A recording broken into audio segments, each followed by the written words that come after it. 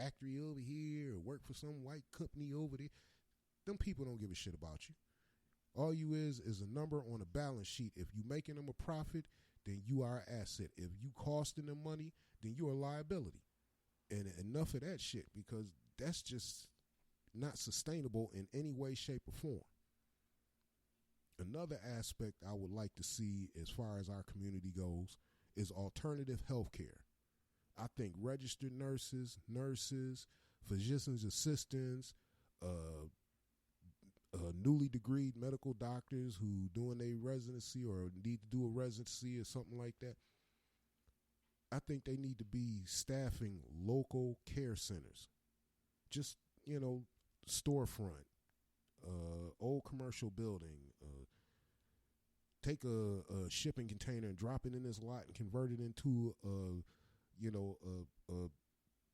healthcare center, maintenance healthcare. That's what I was trying to get to, so you can keep your health in check, someplace you can go get your blood pressure checked, get your temperature checked, if they need to take some blood and do some online, or they call that virtual communications with the doctor, and they looking over your stats and your vitals and this, that, and other, where they can do a scan and this, that, and other, and the nurses, the physician assistants, the doctor doing the residency can collaborate with other doctors and got a intricate Wi-Fi network or internet network to connect all of these facilities so that the doctors can collaborate, and you can ask the expert or ask this person, or somebody might have experience treating this while another person has experience treating that, and we can get together and figure out how to come up with a comprehensive plan of health for the individual who needs it, instead of sending them to the bullshit county clinic or whatever little joints they got set up, or the for-profit hospital that the only way you gonna get this wonderful care is if you got money to pay for it. If you have no cash, it's your ass. Because the law states that you can go to emergency room, they only required to stabilize you. They're not required to treat you. If you come in with a gunshot wound, they only required to stabilize you. That might mean taking out the bullet and sewing up the hole, but that's it. If you need any antibiotics or treatment, this, that, and other shit, here's the bill. If you're willing to pay it, we do it. But other than that, here's your discharge paper, man. Take your ass home. Keep the wound clean. Keep it covered. Don't fuck up the stitches. Now, if you got some internal bleeding that might happen afterwards, hey, I suggest you get some health insurance, or you need to call another doctor, or you need to go see if there's some kind of program that covers medical costs for the poor. And that's your ass. And see, we need to have healthcare professionals who are willing to utilize natural medicine along with mainstream medicine. That means using natural, ways of healthcare, like fruits and vegetables lower blood pressure or regulate blood sugar, or lower cholesterol, or there's certain things out there, herbs and stuff like that actually cure certain diseases, diabetes and other things like that, can be cured naturally. But I think if you combine the natural with the mainstream, then you can get a really good healthcare program that saves lives and cures diseases and ailments, and not just treat them for the next 10, 15 years while you sucking the fucking insurance company dry. Because that's all it's about, sucking the insurance company. How much money we can get from the health insurance. We're going to bill for this, we're going to bill for that. Billing you for shit that you don't even need. We already heard about the doctors billing for tests that you didn't need, and the tests that you did need, oh, well, your insurance doesn't cover that. You have to pay for that yourself.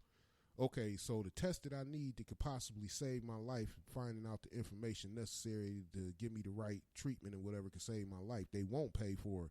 But some bullshit ass little test that you need that doesn't even apply to me because I'm not sick in that way, but you just want to make sure and just do a test just to make sure we on the correct page, this, that, and the other. Oh, that's fine. You pay for that. But you won't pay for the one that might actually save my life. Peep the game. It's all about the fucking money. You got to pay attention. Read between the lines. Listen to what they don't say is more important than the shit they do say. Peep their game, because they'll send your ass to the grave early, all in the profit scam. You know, that's all they concerned about is the profit. How much profit we making. Your life is not worth as much as their profit. They put their profits ahead of your health and your wealth and your well-being. And that's the way that shit is. Always follow the money. Peep these fuckers at their game, because they all trying to run game on you. Now, another thing we need is community education centers with broadband access to where we can utilize this internet with all this fucking knowledge on here, but we need people who gonna man these education access and learning centers, because we wanted to be able to teach our kids from pre-K all the way to college. That's right. We should be able to have, like, they got online colleges, right? So why not have an education center set up in the communities that you live in that people can access that college level knowledge without having to go all the way to another state or another city to get that knowledge, when we can access it online instantly and right there teach, train, learn whatever we need for our community and our children. And they're going to come out smarter and better.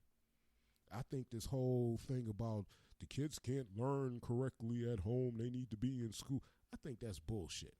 I honestly think that's bullshit. That's because these motherfuckers ain't getting that money from the federal government and the state and the tax revenues, and they scared that if they don't open these schools back up, they going to have to cut their budget and work with less, and that means there's not going to be teachers not going to get a pay raise, and they're not going to get pension covered, and they're not going to get this, and their medical and all this and all that stuff won't be able to be paid because they don't have the money in the budget, and we're going to have to take pay cuts and this, that, and other, and we're going to have to buy school supplies out of our own pocket.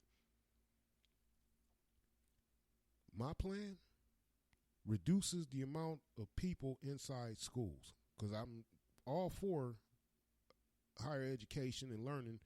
You know, we keep the schools open. I'm not trying to advocating closing schools. What I'm advocating is to reduce the amount of heads in the school so that they can get more specialized or attention and not just be left in the corner. I've experienced that too. Classroom of 40 kids, one teacher, and if anybody need any help, raise their hand, and then you got 25, 30 kids all holding up their hand looking for help, and you can only help so many, especially if the class is only 30 minutes.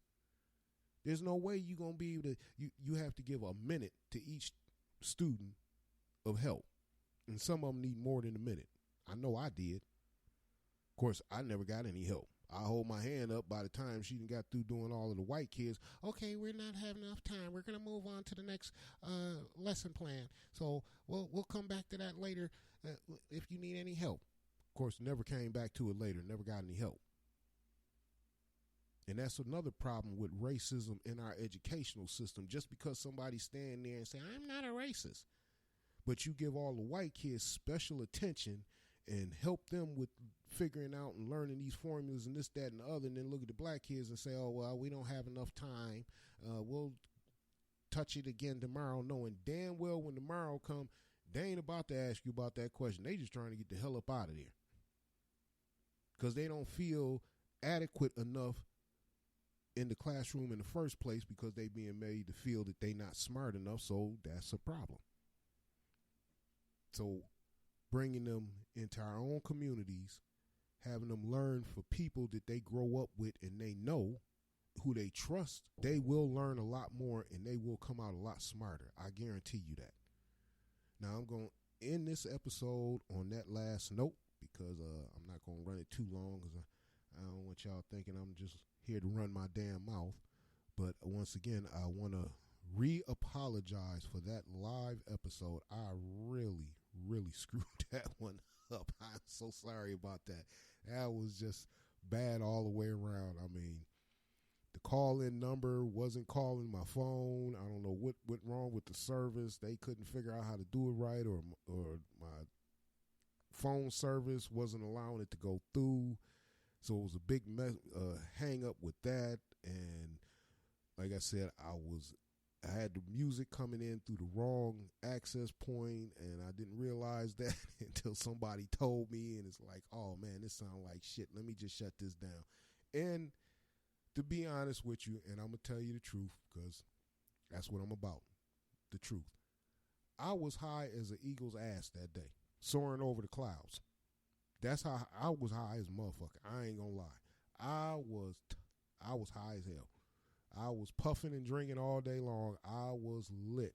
So a lot of that fuck up, that was all on me because I was too high to pay attention to what the fuck I was doing, because I was having a good day. It was my birthday. I was enjoying it. And I really do apologize for fucking that up. I just wanted to, celebrate my birthday, and I wanted y'all to celebrate it with me and, have a little fun with it, brother.